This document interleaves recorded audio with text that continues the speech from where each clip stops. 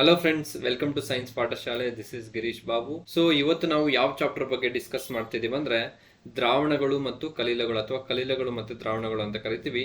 Solutions and colloids ಅಂತ ಕರಿತೀವಿ. Clear? So ನೋಡ್ತಾ ಹೋಗೋಣ. ಇಲ್ಲಿ ನೋಡಿ, what you mean by solutions? ದ್ರಾವಣಗಳು ಅಂದ್ರೆ ಏನು ಅಥವಾ ದ್ರಾವಣ ಅಂದ್ರೆ ಏನು ಅಂತ ಹೇಳ್ಬಿಟ್ಟು ನೋಡ್ತಾ ಹೋಗೋಣ. ಕ್ಲಿಯರ್? ನೋಡಿ, ಇಲ್ಲಿ ದ್ರಾವಣ ಅಂದ್ರೆ ಎರಡು ಅಥವಾ ಹೆಚ್ಚಿನ ವಸ್ತುಗಳು ಏಕರೂಪ ಮಿಶ್ರಣವಾಗಿರುತ್ತೆ.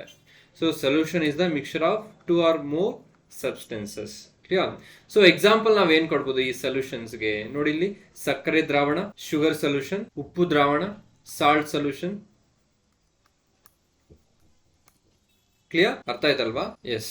ಸೊ ಈ ಒಂದು ಸೊಲ್ಯೂಷನ್ಗೆ ಎಕ್ಸಾಂಪಲ್ ಏನಪ್ಪಾ ಅಂದ್ರೆ ಸಕ್ಕರೆ ದ್ರಾವಣ ಮತ್ತೆ ಉಪ್ಪು ದ್ರಾವಣ. ಬೇರೆ ಬೇರೆ ಬೇಕಾದ್ರೆ ನಾವು ಕೊಡ್ತಾ ಹೋಗ್ಬೋದು.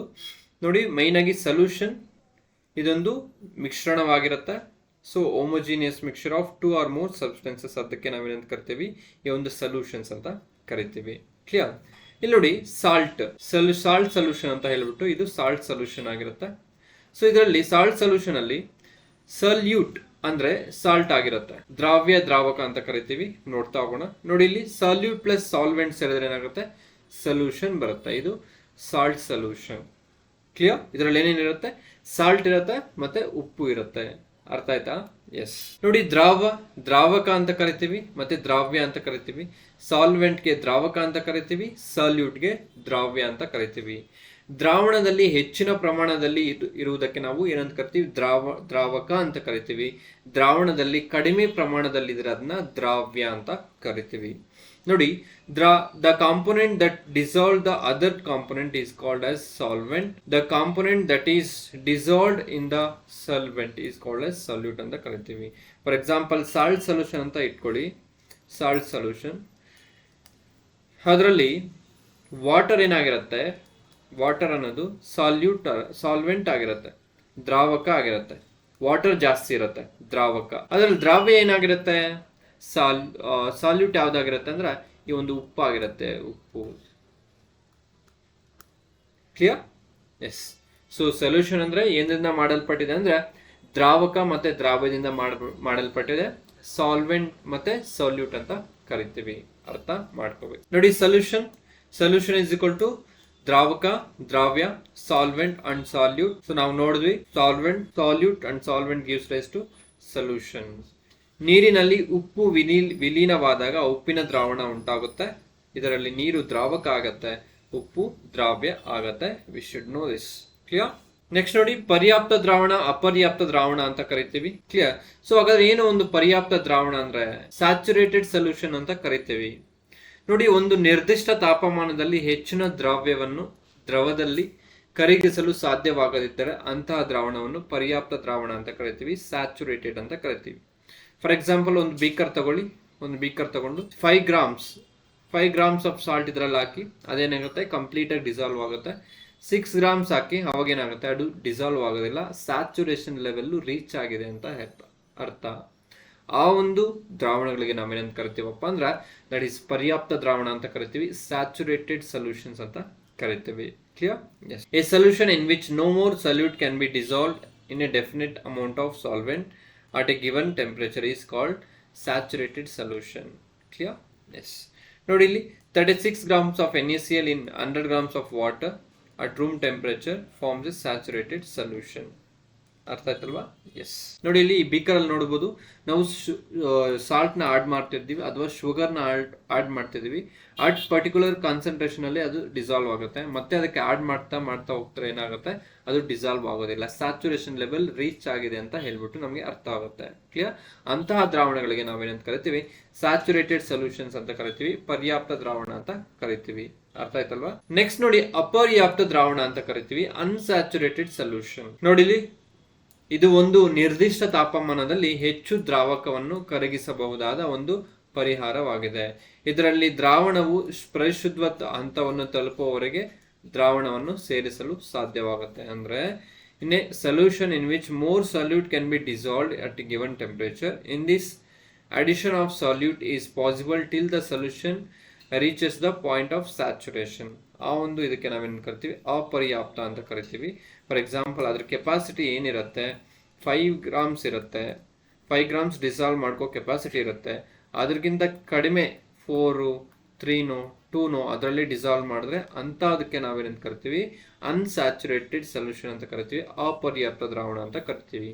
ನೋಡಿ ಇಲ್ಲಿ 5 grams or 10 grams or 20 grams NaCl in 100 grams of water. Next ನೋಡಿ ಸಾಲ್ಟ್ ಸೊಲ್ಯೂಷನ್ ನಾವು ತಿಳ್ಕೊಂಡ್ವಿ, ಇದು ಕ್ಲಿಯರ್ ಸೊಲ್ಯೂಷನ್ ಆಗಿರುತ್ತೆ ಸಾಲ್ಟ್ ಸೊಲ್ಯೂಷನ್. ನೆಕ್ಸ್ಟ್ ಕೊಲೈಡ್ಸ್ ಅಂತ ಕರಿತೀವಿ. ಕೊಲೈಡ್ಸ್ ಅಂದ್ರೆ ಅದು ಒಂಥರ ಮಿಕ್ಸ್ಚರ್ ಆಗಿರುತ್ತೆ, ಕ್ಲಿಯರ್. ಅದರಲ್ಲಿ ಮೈಕ್ರೋ ಪಾರ್ಟಿಕಲ್ಸ್ ಸಪ್ರೇಟ್ ಆಗಿರುತ್ತೆ, ಮಿಕ್ಸ್ ಆಗೋದಿಲ್ಲ ಕಂಪ್ಲೀಟ್ ಆಗಿ, clear. Next coming to suspension ಅಂತ ಕರಿತೀವಿ. ಸಸ್ಪೆನ್ಷನ್ ಏನಪ್ಪಾ ಅಂದ್ರೆ, ಈಗ ಸ್ಯಾಂಡ್ ಅಥವಾ ವುಡ್ ಪಾರ್ಟಿಕಲ್ಸ್ ಏನಾದ್ರು ಒಂದು ಬೀಕರ್ ಅಲ್ಲಿ ಹಾಕಿದಾಗ ಅದು ಕೆಳಗಡೆ ಹೋಗಿ ಸೆಟಲ್ ಆಗತ್ತಲ್ಲ, ಆ ಒಂದು ಪ್ರೋಸೆಸ್ಗೆ ನಾವೇನಂತ ಕರಿತೀವಿ, ಸಸ್ಪೆನ್ಷನ್ ಅಂತ ಕರಿತೀವಿ, ನಿಲಂಬನ ಅಂತ ಕರಿತೀವಿ ಕನ್ನಡದಲ್ಲಿ, ಕ್ಲಿಯರ್. ನೋಡ್ತಾ ಹೋಗೋಣ ಮುಂದೆ. ನೋಡಿ ನಿಲಂಬನ, ಸಸ್ಪೆನ್ಷನ್ ಅಂತ ಕರಿತೀವಿ. ನಿಲಂಬನ ಒಂದು ವೈವಿಧ್ಯಮಯ ಮಿಶ್ರಣವಾಗಿದ್ದು ಇದರಲ್ಲಿ ದ್ರಾವ್ಯ ಕಣಗಳು ಕರಗುವುದಿಲ್ಲ, ಮಣ್ಣಿನ ಕಣಗಳು ನೀರಿನಲ್ಲಿ ಕರಗುವುದಿಲ್ಲ ಕಂಪ್ಲೀಟ್ ಆಗಿ, ಆದರೆ ಮಾಧ್ಯಮದ ಉದ್ದಕ್ಕೂ ಬಹುಪಾಲು ಸ್ಥಗಿತವಾಗಿರುತ್ತೆ, ಅದಂಗೆ ಇರುತ್ತೆ, ಕ್ಲಿಯರ್. ಎಸ್ ನೋಡಿ, A suspension is A heterogeneous mixture in which the salt particle do not dissolve but remains suspended through out the bulk of the medium. ಅರ್ಥ ಆಯ್ತಲ್ವಾ? ಈ ಒಂದು ಪ್ರೋಸೆಸ್ಗೆ ನಾವೇನ್ ಕರಿತೀವಿ, ಸಸ್ಪೆನ್ಷನ್ ಅಂತ ಕರಿತೀವಿ. ನಿಲಂಬನ ಅಥವಾ ಸಸ್ಪೆನ್ಷನ್ ಅಂದ್ರೆ ಏನಂದ್ರೆ, ನಾವು ನೋಡಿದ್ವಿ ಒಂದು ಸೊಲ್ಯೂಷನ್ ಇರುತ್ತೆ, ಆ ಸೊಲ್ಯೂಷನ್ ಅಲ್ಲಿ ನಾವೇನಾದ್ರೂ ಆಗ್ದಾಗ ಏನಾಗುತ್ತೆ, ಈ ಒಂದು ಪಾರ್ಟಿಕಲ್ಸ್ ನಮ್ಗೆ ವಿಸಿಬಲ್ ಇರುತ್ತೆ, ನಮ್ಗೆ ಕಣ್ಣಿಗೆ ಗೋಚರಿಸುತ್ತೆ, ಕಂಪ್ಲೀಟ್ ಆಗಿ ಡಿಸಾಲ್ವ್ ಆಗಿರೋದಿಲ್ಲ. ಅಂತಹ ಒಂದು ಇದಕ್ಕೆ ಸೊಲ್ಯೂಷನ್ಗೆ ನಾವೇನಂತ ಕರಿತೀವಿ, ಸಸ್ಪೆನ್ಷನ್ ಅಥವಾ ನಿಲಂಬನ ಅಂತ ಕರಿತೀವಿ ಕನ್ನಡದಲ್ಲಿ, ನೆನ್ಪಿಡ್ಬೇಕು, ಕ್ಲಿಯರ್. ಇಲ್ಲಿ ನೋಡಿ, ದ್ರಾವಕ ದ್ರವ್ಯ ಆಗಿರುತ್ತೆ, ಸಾಲ್ವೆಂಟ್ ಅನ್ನೋದು ಇಲ್ಲಿ ವಾಟರ್ ಆಗಿರುತ್ತೆ, ವಾಟರ್. ಸೊ ದ್ರಾವ್ಯ ಅಥವಾ ಸಾಲ್ಯೂಟ್ ಅಂತ ಕರಿತೀವಿ, ಸಾಲಿಟು ಗೋಚರಿಸುವ ವಸ್ತುಗಳು ಅಂದ್ರೆ ವಿಸಿಬಲ್ ಥಿಂಗ್ಸ್ ಅಂತ ಹೇಳ್ಬಿಟ್ಟು ಇಲ್ಲಿ ಮಣ್ಣಿದೆ, ವಿಸಿಬಲ್ ಥಿಂಗ್, ಕ್ಲಿಯರ್. ಎಸ್, ನಿಲಂಬನಗೊಳಿಸುವ ಕಣಗಳು ಕಣ್ಣಿಗೆ ಗೋಚರಿಸುತ್ತವೆ, ಅಂದ್ರೆ ಸಸ್ಪೆನ್ಷನ್ ಏನಾಗುತ್ತೋ ಅದು ಕಣ್ಣಿಗೆ ಕಾಣಿಸುತ್ತೆ ಅಂತ ಹೇಳ್ಬಿಟ್ಟು ಹೇಳ್ತಿದ್ದಾರೆ. ನೋಡಿ, ಸುಣ್ಣ ಬೆರೆತ ನೀರು, ಒಂದು ಕ್ಯಾಲ್ಸಿಯಂನ ತಗೊಂಡು ಅಥವಾ ಸುಣ್ಣನ ತಗೊಂಡು ನೀರಿಗೆ ಹಾಕಿದಾಗ ಏನಾಗುತ್ತೆ, ಅದು ಕಂಪ್ಲೀಟ್ ಆಗಿ ಡಿಸಾಲ್ವ್ ಆಗೋದಿಲ್ಲ, ಆ ಸುಣ್ಣದ ಪಾರ್ಟಿಕಲ್ಸ್ ಹೋಗಿ ಕೆಳಗಡೆ ಸೆಟಲ್ ಡೌನ್ ಆಗಿರುತ್ತೆ, ಕ್ಲಿಯರ್. ನೆಕ್ಸ್ಟ್ ಗರಗಸದ ಧೂಳು ಅಂದ್ರೆ ಒಂದು ಪಲ್ಪ್ ಇರುತ್ತಲ್ಲ ಮರದ್ದು, ಆ ಒಂದು ಪಲ್ಪ್ ನ ಏನಾಗುತ್ತೆ, ನೀರಿನಲ್ಲಿ ಹಾಕಿದಾಗ ಹೆಂಗೆ ಒಂದು ಅದು ಡಿಸಾಲ್ವ್ ಆಗೋದಿಲ್ಲೋ ಆ ಒಂದು ಎಕ್ಸಾಂಪಲ್ ನ ಯಾವ್ದಕ್ಕೆ ಕೊಡ್ಬೋದು ನಾವು, ಈ ಒಂದು ಸಸ್ಪೆನ್ಷನ್ಗೆ ಕೊಡ್ಬೋದು, ನಿಲಂಬನಕ್ಕೆ, ಕ್ಲಿಯರ್. ಎಸ್. ನೆಕ್ಸ್ಟ್ ನೋಡಿ, ಮಿಶ್ರಣಗಳು, ಮಿಕ್ಸ್ಚರ್ಸ್ ಅಂತ ಕರಿತೀವಿ. 2 ಅಥವಾ ಹೆಚ್ಚು ಮೂಲ ವಸ್ತುಗಳು ಭೌತಿಕವಾಗಿ ಬೆರೆಯುವುದರಿಂದ ಮಿಶ್ರಣಗಳು ಉಂಟಾಗುತ್ತವೆ. ಭತ್ತ ಹೊಟ್ಟು ಮಿಶ್ರಿತ ಅಕ್ಕಿಯಲ್ಲಿ ಏನಾಗಿರುತ್ತೆ, ಭತ್ತದ ಹೊಟ್ಟೆಲ್ಲ ಇರುತ್ತೆ. So mixtures are the substance that consist of 2 or more types of matter. ಇಲ್ಲಿ ನೋಡಿ, ಎಲಿಮೆಂಟ್ಸ್, ನಾವು ಎಲಿಮೆಂಟ್ಸ್ ಬಗ್ಗೆ ನೋಡಿದ್ವಿ, ಕಾಂಪೌಂಡ್ಸ್ ಬಗ್ಗೆ ನೋಡಿದ್ವಿ, ಮಿಕ್ಸ್ಚರ್ಸ್ ಬಗ್ಗೆ ನೋಡಿದ್ವಿ.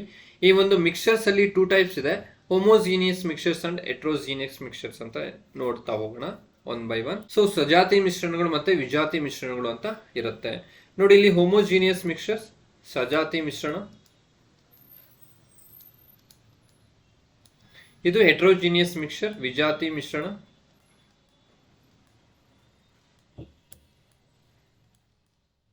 ಕ್ಲಿಯರ್. ನೋಡಿ ಇಲ್ಲಿ, A mixture that has its components uniformly distributed is known as homogeneous mixtures. ನೋಡಿ ಇಲ್ಲಿ ಹೋಮೋಜೀನಿಯಸ್ ಮಿಕ್ಸ್ಚರ್ ಇಲ್ಲಿದೆ, 1 by 1 ಯಾವ ತರ ಅರೇಂಜ್ ಆಗಿದೆ ನೋಡಿ, ಯೂನಿಫಾರ್ಮ್ ಆಗಿ. ಇವೆಷ್ಟಿದೆಯೋ, ಒಂದು ಬ್ಲೂ ಕಲರ್ ಎಷ್ಟಿದೆಯೋ ಪರ್ಪಲ್ ಕಲರ್ ಅಷ್ಟೇ ಇದೆ ಪಾರ್ಟಿಕಲ್ಸ್, ಅದಕ್ಕೆ ನಾವೇನಂತ ಕರಿತೀವಿ, ಹೋಮೋಜೀನಿಯಸ್ ಮಿಕ್ಸ್ಚರ್ ಅಂತ ಕರಿತೀವಿ, ಸಜಾತಿ ಮಿಶ್ರಣ ಅಂತ ಕರಿತೀವಿ, ಕ್ಲಿಯರ್. ಇದು ಸಜಾತಿ ಮಿಶ್ರಣ. ಸೊ ವಿಜಾತಿ ಮಿಶ್ರಣ ಅಂದ್ರೆ ನೋಡಿ, ಈ ಒಂದು ಪರ್ಪಲ್ ಜಾಸ್ತಿ ಇದೆ, ಈ ಒಂದು ಬ್ಲೂ ಅನ್ನೋದು ಕಡಿಮೆ ಇದೆ, ಕ್ಲಿಯರ್. ನೋಡಿ ಇಲ್ಲಿ, heterogeneous mixtures while if the distribution of non uniform, distribution ಒಂದು ಹಂಚಿಕೆ ಅನ್ನೋದು ಒಂದು ಸಮವಾಗಿರೋದಿಲ್ಲ, ಅಸಮವಾದ ಒಂದು ಹಂಚಿಕೆ ರೂಪದಲ್ಲಿ ಇರುತ್ತೆ, ಅದನ್ನ ನಾವೇನಂತ ಕರಿತೀವಿ, ಹೆಟ್ರೋಜೀನಿಯಸ್ ಮಿಕ್ಸ್ಚರ್ ಅಂತ ಕರಿತೀವಿ, ಕ್ಲಿಯರ್. ನೋಡಿ ಇಲ್ಲಿ ಸಾಲಿಡ್, ಯಾವುದೋ ಒಂದು ಸಾಲಿಡ್ ಇದೆ, ಫಾರ್ ಎಕ್ಸಾಂಪಲ್ ಇಲ್ಲಿ ಬ್ರಾಸ್ ತಗೊಂಡಿದ್ದೀನಿ, ಅದು ಒಂದು ಹೋಮೋಜೀನಿಯಸ್ ಮಿಕ್ಸ್ಚರ್ಗೆ ಎಕ್ಸಾಂಪಲ್ ಆಗಿರುತ್ತೆ. ಯಾವ್ದು ಲಿಕ್ವಿಡ್ ಅಂದ್ರೆ ಕಾಫಿ ತಗೊಂಡಿದೀವಿ, ಕಾಫಿ ಕರೆಕ್ಟಾಗಿ ನಾವು ಇದು ಮಾಡಬೇಕು, ಎಷ್ಟು ಕಾಫಿ ಪೌಡರ್ ಹಾಕಬೇಕು, ಸಕ್ಕರೆ ಹಾಕಬೇಕು ಅಂತ. ಜಾಸ್ತಿ ಕಾಫಿ ಪೌಡರ್ ಹಾಕ್ಬಿಟ್ರೆ ಅದು ಕಾಫಿ ಆಗೋದಿಲ್ಲ, ಕಷಾಯ ಆಗುತ್ತೆ, clear. Yes. So gases, atmosphere ಅಲ್ಲಿ ಗ್ಯಾಸಸ್ ಇರುತ್ತೆ, ಅದು ಹೋಮೋಜೀನಿಯಸ್ ಆಗಿ ಮಿಕ್ಸ್ಚರ್ ಆಗಿರುತ್ತೆ, ಕ್ಲಿಯರ್. ನೆಕ್ಸ್ಟ್ ಹೆಟ್ರೋಜೀನಿಯಸ್ ಎಕ್ಸಾಂಪಲ್ಸ್ ನೋಡಿ, ಸಾಲಿಡ್, ಫ್ರೂಟ್ ಸಾಲಿಡ್ ಆಗಿರ್ಬೋದು ಅಥವಾ ಐಸ್ ಕ್ರೀಮ್ ಆಗಿರ್ಬೋದು, ಸಾಲಿಡ್, ಕ್ಲಿಯರ್. ಸೊ ಇದೇನಾಗಿರುತ್ತೆ, ಒಂದು ಐಸ್ ಕ್ರೀಮ್ ಜಾಸ್ತಿ ಇರುತ್ತೆ, ಒಂದು ಡ್ರೈ ಫ್ರೂಟ್ಸ್ ಕಡಿಮೆ ಇರುತ್ತೆ, ಆ ತರ ಹೇಳ್ಬೋದು ನಾವು, ಕ್ಲಿಯರ್. ನೆಕ್ಸ್ಟ್ ನೋಡಿ, ಐಸ್ ಕ್ಯೂಬ್ಸ್ ಇನ್ ಡ್ರಿಂಕ್ ಡ್ರಿಂಕ್ಸ್ ಅಲ್ಲಿ ನಾವು ಐಸ್ ಕ್ಯೂಬ್ಸ್ ಹಾಕಿದಾಗ ಡ್ರಿಂಕ್ಸ್ ಜಾಸ್ತಿ ಇರುತ್ತೆ, ಐಸ್ ಕ್ಯೂಬ್ ಕಡಿಮೆ ಇರುತ್ತೆ, ಅದು ಹೆಟ್ರೋಜಿನಿಯಸ್ ಮಿಕ್ಸ್ಚರ್. ಮತ್ತೆ ಸ್ಮಾಗ್ ಅಂತ ಹೇಳ್ತೀವಿ, ಹೊಗೆ ಅಂತ ಹೇಳ್ತೀವಿ, ಮಂಜು, ಫಾಗ್ ಆದ್ರೂ ಕೊಡ್ಬೋದು ಈ ಒಂದು ಹೆಟ್ರೋಜಿನಿಯಸ್ ಮಿಕ್ಸ್ಚರ್ಗೆ. ಕ್ಲಿಯರ್? ಇದೆಲ್ಲ ಯಾವುದಕ್ಕೆ ಎಕ್ಸಾಂಪಲ್ಸ್ ಅಪ್ಪ ಅಂದ್ರೆ ಹೆಟ್ರೋಜಿನಿಯಸ್ ಮಿಕ್ಸ್ಚರ್ಗೆ ಎಕ್ಸಾಂಪಲ್ಸ್ ಅಂಡ್ ಹೋಮೋಜಿನಿಯಸ್ಗೆ ಎಕ್ಸಾಂಪಲ್ಸ್ ಆಗಿರುತ್ತೆ. ಕ್ಲಿಯರ್? ಎಸ್. ನೆಕ್ಸ್ಟ್ ನೋಡಿ, ಕೊಲೈಡ್ಸ್ ಅಂತ ಕರಿತೀವಿ, ಕಲಿಲಗಳು ಅಂತ ಕರಿತೀವಿ. ನೋಡಿ, ಕಲಿಲ ಎಂಬ ಸೂಕ್ಷ್ಮ ಕಣಗಳನ್ನು ಸಮವಾಗಿ ಇನ್ನೊಂದು ವಸ್ತುವಿನಲ್ಲಿ ಹರಡಿದ ಹಾಗೆ ಇರುತ್ತೆ, ಇದನ್ನ ಕರಿತೀವಿ. ನೋಡಿ, ಇದು colloids are the heterogeneous mixtures ಆಗಿರುತ್ತೆ, ನಾಟ್ ಹೋಮೋಜಿನಿಯಸ್ ಮಿಕ್ಸ್ಚರ್ಸ್. ನೋಡಿ, ನೀರಿಗೆ ಹಾಲು ಬೆರೆಸಿದಾಗ ಅದು ಕೊಲೈಡಲ್ ಸೊಲ್ಯೂಷನ್ ಆಗಿರುತ್ತೆ. So water mixed to the milk, that is example for what colloidal solution ಆಗಿರುತ್ತೆ. ಇದು ಕಣ್ಣಿಗೆ ಸಮಜಾತಿಯಂತೆ ಕಂಡು ಬಂದರೂ ವಾಸ್ತವಿಕವಾಗಿ ಕಲಿಲ ದ್ರಾವಣ ಒಂದು ವಿಭಿನ್ನ ಜಾತಿಯ ಮಿಶ್ರಣವಾಗಿದೆ. ಅಂದ್ರೆ it is looks like A homogeneous mixture, but actually it is heterogeneous mixture ಆಗಿರುತ್ತೆ. ಅರ್ಥ ಆಯ್ತಲ್ವಾ? ನೋಡಿ ಇಲ್ಲಿ, A collide is A mixture of microscopic particles that are suspended in another medium. ಈ ಒಂದು ಪ್ರಾಪರ್ಟಿ ಇರೋದಕ್ಕೆ ನಾವೇನೇನು ಕರಿತೀವಿ, ಕೊಲೈಡ್ಸ್ ಅಂತ ಕರಿತೀವಿ. ಕ್ಲಿಯರ್? ನೋಡಿ, ಇಲ್ಲಿ ಮಿಲ್ಕ್ ಇದೆ, ಮಿಲ್ಕ್ ಅನ್ನೋದು ಒಂದು ಕೊಲೈಡ್ ಸೊಲ್ಯೂಷನ್ ಆಗಿರುತ್ತೆ, ಕಲಿಲ ದ್ರಾವಣ ಆಗಿರುತ್ತೆ. ನೆಕ್ಸ್ಟ್ ಸ್ಮೋಕ್ ಅನ್ನೋದು ಕೂಡ ಒಂದು ಕಲಿಲ ದ್ರಾವಣ ಆಗಿರುತ್ತೆ. ಕ್ಲಿಯರ್? ನೆಕ್ಸ್ಟ್ ನೋಡಿ, ಕಲಿಲ ದ್ರಾವಣಗಳು ಈಗ ತರ ನಾವೇನ್ ಡಿಸ್ಕಸ್ ಮಾಡಿದ್ವಿ ಅದೇ ಇದೆ. ಒಂದು ದ್ರಾವಣದಲ್ಲಿ ಒಂದು ವಸ್ತುವನ್ನು ಸಮವಾಗಿ ನಿಲಂಬನಗೊಳಿಸಲಾಗಿದೆ, ಅವುಗಳನ್ನು ಕೆಲವೊಮ್ಮೆ ಕಲಿಲ ನಿಲಂಬನ ಅಂತ ಕರಿತೀವಿ. ನೋಡಿ, ಇಲ್ಲಿ ಕೊಲೈಡ್ಸ್ ಅಂದ್ರೆ ಏನಪ್ಪಾ ಅಂದ್ರೆ, ಇಲ್ಲ ಒಂದು ಸೊಲ್ಯೂಷನ್ ಇದೆ, ಇದರಲ್ಲಿ ಕ್ಲಿಯರ್ ಸೊಲ್ಯೂಷನ್ ಆಗಿರುತ್ತೆ, ಇದು ಕೊಲೈಡಲ್ ಸೊಲ್ಯೂಷನ್ ಆಗಿರುತ್ತೆ. ಫಾರ್ ಎಕ್ಸಾಂಪಲ್, ಇದು ಮಿಲ್ಕ್ ಆಗಿರುತ್ತೆ, ಇದು ಸಾಲ್ಟ್ ವಾಟರ್ ಅಥವಾ ಶುಗರ್ ವಾಟರ್, ಶುಗರ್ ಸೊಲ್ಯೂಷನ್. ನಾವೊಂದು ಈ ಒಂದು ಬೀಕರ್ ನಲ್ಲಿ ಒಂದು ಟಾರ್ಚ್ ಲೈಟ್ ನ ಪಾಸ್ ಮಾಡಿದಾಗ ಏನಾಗುತ್ತೆ, ಈ ಒಂದು ಶುಗರ್ ಸೊಲ್ಯೂಷನ್ ಅಥವಾ ಸಾಲ್ಟ್ ಸೊಲ್ಯೂಷನ್ ಏನಿದೆ ಅದು ಆರಾಮಾಗಿ ಲೈಟ್ ಅನ್ನೋದು ಪಾಸ್ ಆಗುತ್ತೆ. ಅರ್ಥ ಆಯ್ತಲ್ವಾ? ಸೊ ಈ ಒಂದು ಮಿಲ್ಕ್ ಅಲ್ಲಿ ಏನಾಗುತ್ತೆ, ಒಂದು ಕೊಲೈಡಲ್ ಪಾರ್ಟಿಕಲ್ಸ್ ಇರೋದ್ರಿಂದ ಏನಾಗುತ್ತೆ, ಆ ಒಂದು ಲೈಟ್ ಅನ್ನೋದು ಸ್ಕ್ಯಾಟರ್ ಆಗುತ್ತೆ. ಆ ಒಂದು ಲೈಟ್ ಯಾವಾಗ ಸ್ಕ್ಯಾಟರ್ ಆಗುತ್ತೋ ಅವಾಗ ನಮಗೆ ಆ ಲೈಟ್ ಅನ್ನೋದು ವಿಸಿಬಲ್ ಆಗುತ್ತೆ. ಕ್ಲಿಯರ್? ಅರ್ಥ ಆಯ್ತಲ್ವಾ? ಆ ಒಂದು ಸ್ಕ್ಯಾಟರ್ ಆಗೋ ಒಂದು ಪ್ರಕ್ರಿಯೆಗೆ ನಾವೇನಂತ ಕರಿತೀವಿ ಅಂದ್ರೆ, ಸೊ ಟಿಂಡಾಲ್ ಎಫೆಕ್ಟ್ ಅಂತ ಕರಿತೀವಿ. ಮುಂದೆ ನೋಡ್ತಾ ಹೋಗೋಣ. ಕ್ಲಿಯರ್?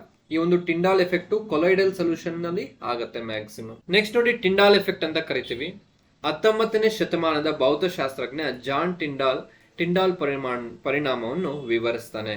ಬೆಳಕಿನ ಆವರ್ತನ ಮತ್ತು ಕಣಗಳ ಸಾಂದ್ರತೆಯಿಂದ ಸ್ಕ್ಯಾಟರಿಂಗ್ ಪ್ರಮಾಣವನ್ನು ನಿರ್ಧರಿಸಲಾಗುತ್ತದೆ. ನೋಡಿ, John Tyndall 19th century physicist was the first to describe the Tyndall effect.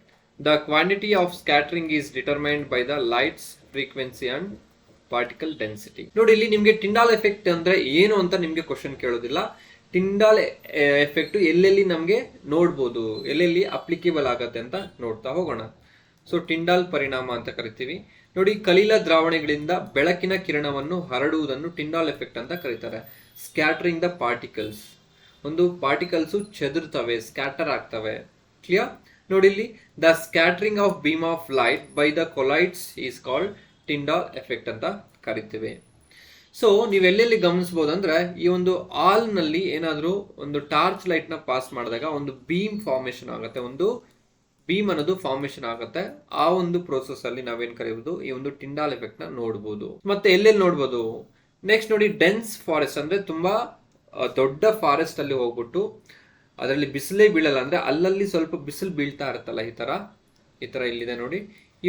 ಆ ಒಂದು ರೇಸ್ ಅಥವಾ ಲೈಟ್ ಯಾವ ತರ ಕಾಣ್ತಿದೆ ಅಂದ್ರೆ, ಬೀಮ್ ಆಫ್ ಲೈಟ್, ಒಂದು ಬೀಮ್ಸ್ ತರ ಕಾಣಿಸ್ತದೆ. ಕ್ಲಿಯರ್? ಈ ಒಂದು ಎಫೆಕ್ಟ್ ಗೆ ನಾವು we are called as Tyndall effect. Clear? Next ನೋಡಿ, ಒಂದು ತುಂಬಾ ಮಂಜಿರತ್ತೆ, ಆ ಮಂಜಲ್ಲಿ ನೀವು ಹೋದಾಗ, ಆಚೆ ಕಡೆ ಹೋದಾಗ ಏನಾಗುತ್ತೆ, ಒಂದು ಸಿಗ್ನಲ್ ಲೈಟ್ಸ್ ಆಗಿರ್ಬೋದು, ಯಾವುದು ಒಂದು ಸ್ಟ್ರೀಟ್ ಲೈಟ್ ಆಗಿರ್ಬೋದು, ಅಲ್ಲಿ ಏನಾಗುತ್ತೆ, ಒಂದು ಬೀಮ್ ಆಫ್ ಲೈಟ್ ಅನ್ನೋದು ಫಾರ್ಮೇಶನ್ ಆಗುತ್ತೆ, ಒಂದು ವೇ ಅನ್ನೋದು ಫಾರ್ಮೇಶನ್ ಆಗುತ್ತೆ. ಅದು ಕೂಡ because of Tyndall effect. Next, ಮನೆಯಲ್ಲಿ ಒಂದು ಕಿಟಕಿ ಇರುತ್ತೆ, ಒಂದು ಸನ್ ರೇಡಿಯೇಷನ್ಸ್ ಮನೆ ಕಿಟಕಿಯಿಂದ ಮನೆಯಲ್ಲಿ ಹೆಂಗ್ ಬರುತ್ತೆ ಅಂದ್ರೆ ನೋಡಿ, ಈ ತರ ಬರ್ತಾ ಇರುತ್ತೆ. This is also we can see here also Tyndall effect. ಅರ್ಥ ಆಯ್ತಲ್ವಾ? ನೆಕ್ಸ್ಟ್, ನೀವು ಸಿನಿಮಾ ಥಿಯೇಟರ್ಗೆ ಹೋದಾಗ ಒಂದು ಸಿನಿಮಾ ಥಿಯೇಟರ್ ಅಲ್ಲಿ ಒಂದು ರೇಸ್ ಅನ್ನೋದು ಹೋಗಿ ಒಂದು ಆ ಸ್ಕ್ರೀನ್ ಮೇಲೆ ಬೀಳ್ತಾ ಇರುತ್ತೆ. ಆ ಒಂದು ರೇಸ್ ಅಲ್ಲಿ ಕೂಡ ನಾವು ಈ ಒಂದು ಟಿಂಡಾಲ್ ಎಫೆಕ್ಟ್ ನ ಎಕ್ಸ್ಪ್ಲೈನ್ ಮಾಡಬಹುದು. ಕ್ಲಿಯರ್? ನೆಕ್ಸ್ಟ್ ನೋಡಿ, ಬ್ರೌನಿಯನ್ ಮೋಷನ್ ಅಂತ ಕರಿತೀವಿ.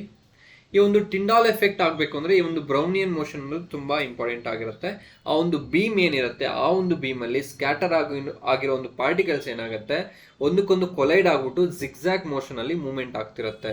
ಆ ಒಂದು ಜಿಗ್ಜಾಗ್ ರ್ಯಾಂಡಮ್ ಮೂವ್ಮೆಂಟ್ ಗೆ ನಾವೇನಂತ ಕರಿತೀವಿ, ಈ ಒಂದು ಬ್ರೌನಿಯನ್ ಮೂವ್ಮೆಂಟ್ ಆಫ್ ಪಾರ್ಟಿಕಲ್ಸ್ ಅಂತ ಕರಿತೀವಿ.